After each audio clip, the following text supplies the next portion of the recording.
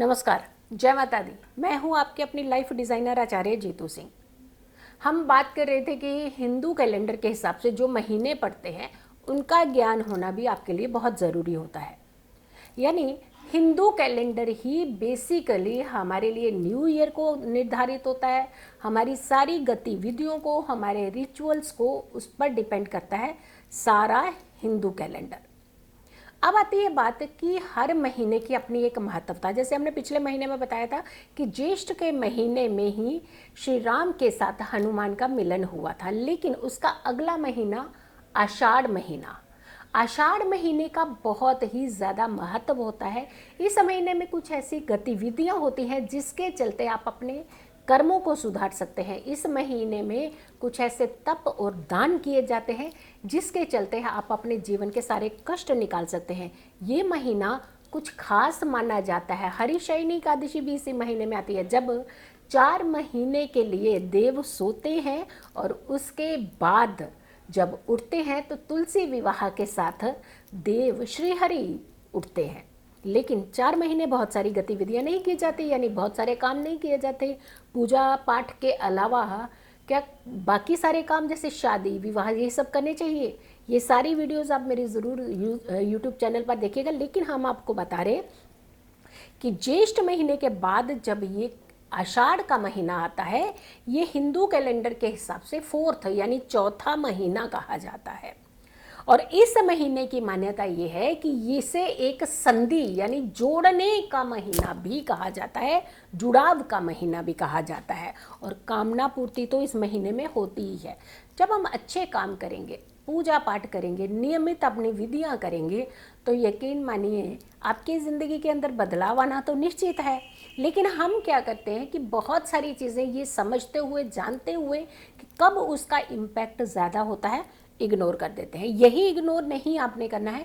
इसीलिए हम आपको ज्येष्ठ महीने के बाद आने वाले आषाढ़ी महीने की, आषाढ़ी पूर्णिमा होती है, आषाढ़ी अमावस्या इसके अंदर आती है, बहुत ही उत्तम मानी जाती है आषाढ़ी पूर्णिमा और आषाढ़ी अमावस्या।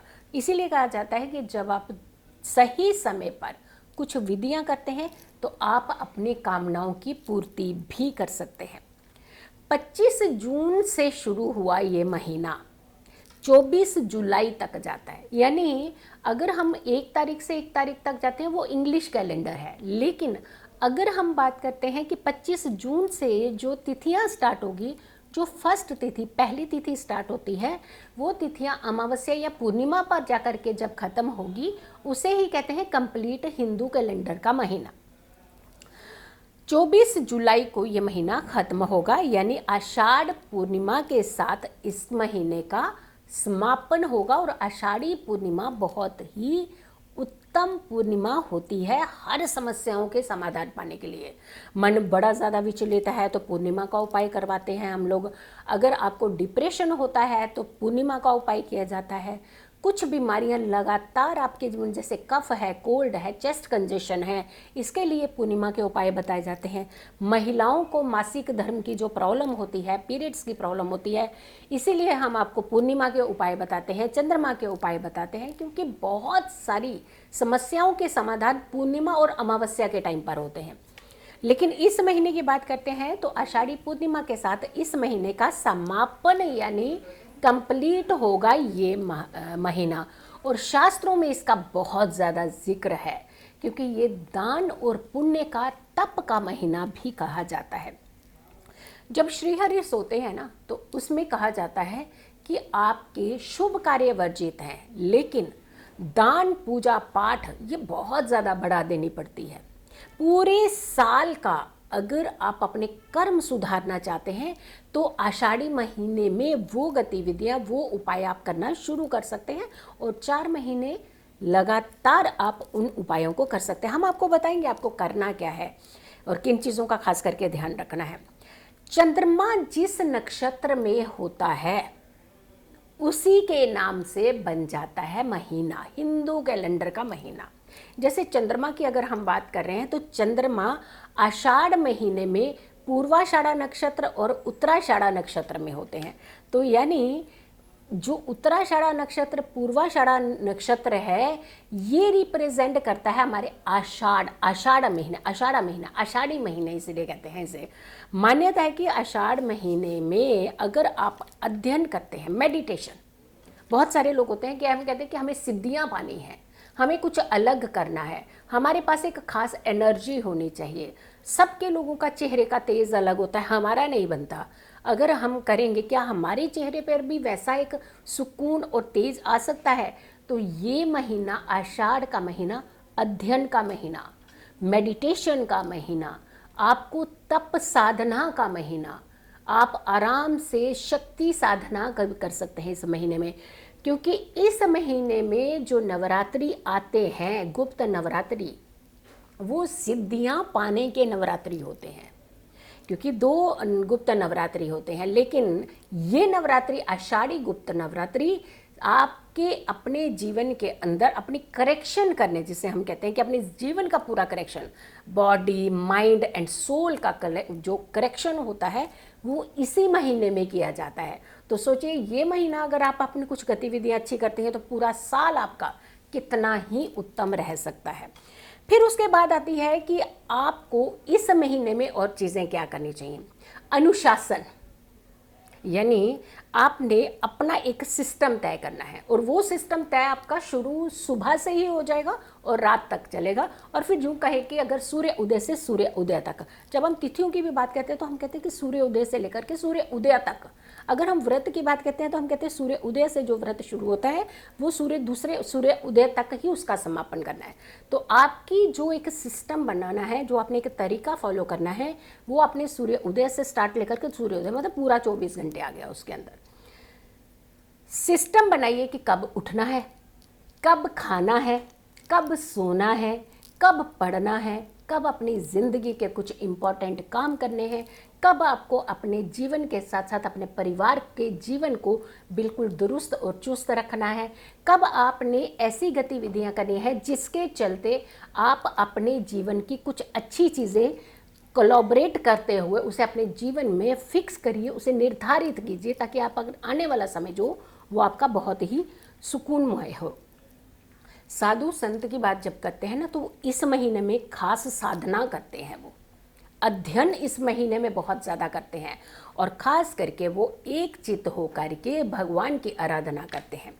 मौसम का बदलाव खास करके इसी महीने में शुरू हो जाता है। जैसे गर्मी, इसके बाद सीधा मॉनसून आप देखेंगे अब आने वाली है, तो ऐसे टाइम पे वर्षा ऋतु का जो समय होता है वो एकदम से आपके वेदर को चेंज करता है। वहाँ बीमारियाँ, कीड़े मकोड़े और बहुत सारी ऐसी चीज़ें, वायरस आपको आना शुरू हो जाते हैं, कुछ ऐसे एलर्जीज शुरू हो जाती है। तो यहाँ खाने पीने का भी खास करके ध्यान रखा जाता है।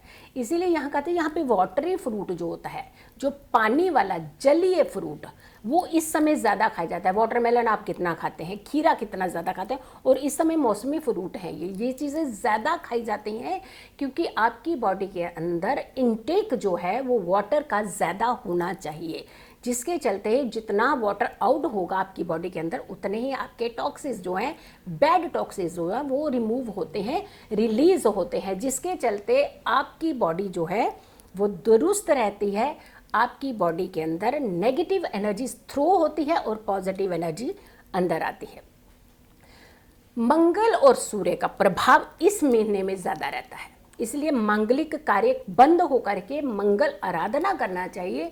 यानी आपकी कुंडली के अंदर मंगल की, कुछ लोगों की स्थिति अच्छी नहीं होती, तो इस समय कहते हैं कि अगर वो बहुत ही मंगल की साधना करें, मंगल की पूजा करें, मंगल के मंत्र जाप करें, तो उनके अपने जीवन के अंदर भी एक करेक्शन होती है। सूर्य का महीना कहा जाता है ये, कि सूर्य बहुत ज़्यादा तेज़ होता है, गर्म होता है, और उसका इफ़ेक्ट जैसे ही वर्षा ऋतु इमीडिएट चेंज ऑफ वेदर होता है, उसका इम्पैक्ट भी हमारी ज़िंदगी के ऊपर ज़्यादा पड़ता है। तो इसीलिए सूर्य और मंगल की जो शांति होती है वो आपके तप और ध्यान और दान से, और ख़ास करके आपके मंत्र जाप से ही होती है। तो आपको ऐसे टाइम पर सूर्य की आराधना और मंगल की आराधना ज़रूर करनी चाहिए। गुरु पूर्णिमा इसी महीने में आती है। गुरु पूर्णिमा का कितना ज़्यादा महत्व होता है हमारे जीवन के अंदर। अगर हम किसी भी कर्म से अगर हम बचना चाहते हैं तो गुरु आपको सही राह दिखाते हुए आपको उन बुरे कर्मों से आपका पीछा छुड़ा देते हैं। तो गुरु का महीना भी ये कहा जाता है। नवरात्रि का हमने बताया ये आपको, जगन्नाथपुरी की यात्रा जो होती है वो भी इसी महीने में होती है, यानी शुक्ल पक्ष की द्वितीय तिथि पर ये यात्रा आरंभ होती है। और ऐसे में देखिए, आपने जब हमने पूरी महीने का आपको ब्यौरा बताया, पूरा सिस्टम बताया, तो सबसे ज़्यादा इंडिकेशन किस तरफ दिए कि अपनी हेल्थ का ध्यान रखें, जप तप करें, दान करें, कल्याण करें, अपना भी और दूसरों का भी, और इसी के चलते आप अपने जीवन के अंदर करेक्शन लाएं। हर महीने की बहुत महत्वता है। हिंदू कैलेंडर के हिसाब से हर महीना बहुत इम्पॉर्टेंट होता है, लेकिन बहुत सारे लोगों को सिर्फ 1 तारीख से 1 तारीख तक का वो जो 30 तारीख 31 तारीख का महीने का ही मालूम होता है, वो सिर्फ इंग्लिश कैलेंडर फॉलो करता है। आप हिंदू कैलेंडर को फॉलो करना शुरू कीजिए, आपकी ज़िंदगी के बहुत सारे कष्ट जो है वो दूर होना शुरू हो जाएंगे।